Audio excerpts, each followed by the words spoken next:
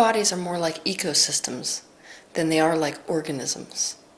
There are a great many beings which call your body home, such as microorganisms and bacteria. You are indivisible from them because they cannot exist without you and you cannot exist without them. But what most people don't know is that your cells and organs of your body are no different. They're endowed with their own consciousness, their own personalities even. The you that you call by your name is really the collection of all of these things. You are in essence a small-scale collective consciousness. Understanding your body in this way is really important to vitality, to health, to life itself. It's really important that you connect with the separate parts of the ecosystem that is your body. And one of the parts of this ecosystem of your body that's the most important to connect with is your heart. The heart is the first organ to form when the body is developing in utero.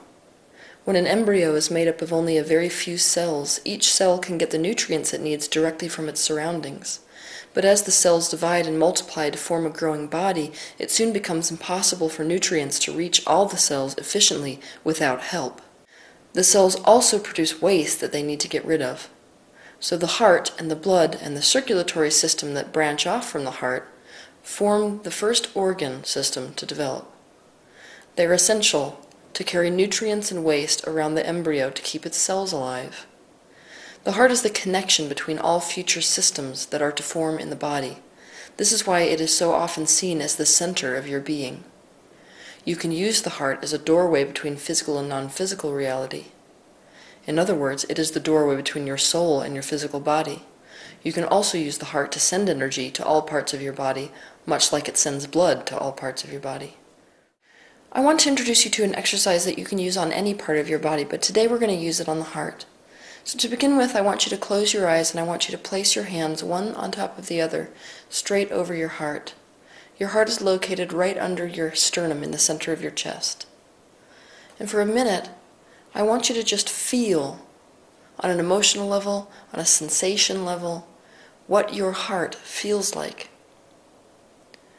If I was to mention one of your friends, the names of them, you would instantly associate a sensation with that friend, your idea of that friend. That sensation is what we call an energetic signature. Your heart, and every organ in your body really, also has a signature. It's how you identify that person as different from everyone else you know, or that organ as different from every other organ. Close your eyes and imagine your heart as a separate being that lives inside you. What does your heart feel like? If your heart were a living being, what personality would this being have? Feel free to visualize your heart as an actual mini being, or even as a mini person if you wish. What would this being want? What would this being dislike? Does this being feel appreciated and loved? Or does it feel ignored and undervalued? Just take some time to be with your heart exactly as it is right here and now and exactly as it feels without needing it to be different. There's no right or wrong way to have a conversation with your heart. Intuitively you know exactly how to do that, but I am going to set forth an example of how you might have a conversation with your heart. Begin by asking your heart directly, what makes you unhappy? What do you need me to do differently?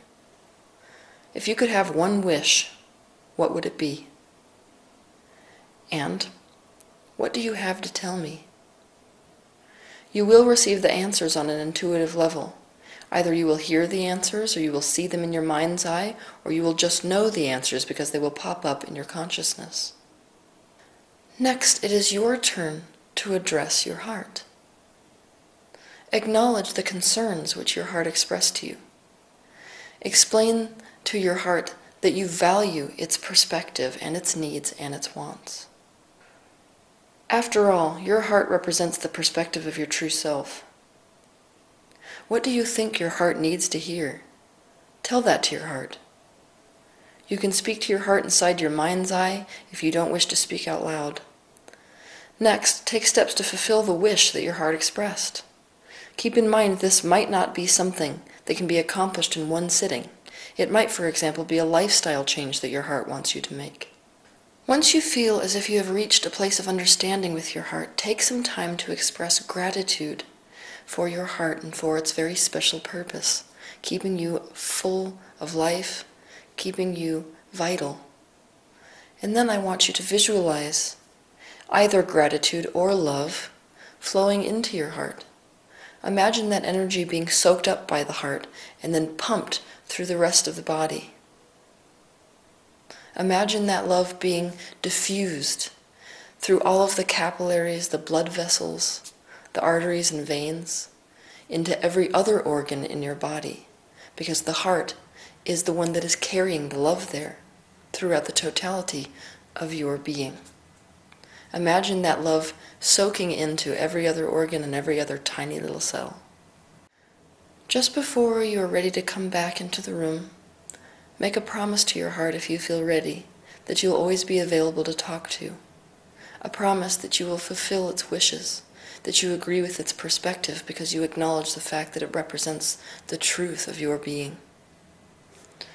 When you're ready to complete the exercise, I want you to take 4 deep breaths, inhaling the oxygen completely into your lungs and allowing the oxygen to completely exit your lungs. After you've done this 4 times, you can wiggle your toes and your fingers and come back into the room by opening your eyes. The more connected you are with your heart, the more connected you are with your personal truth, and the more connected you are with your soul. Connecting with your heart is an essential part of your spiritual progression, because the heart bears the burden of all the trauma on an emotional level that you have experienced throughout your life. Relieving that trauma is the byproduct of reconnecting with your heart and taking care of its needs and wants, and listening to it. Whether we like it or not, we are in a relationship with our heart. Our heart is our best friend. More than that, it is our life partner. It is essential that we treat the relationship with our heart like we would treat a relationship with a significant other. We need to nurture the relationship and strengthen the connection. Have a good week.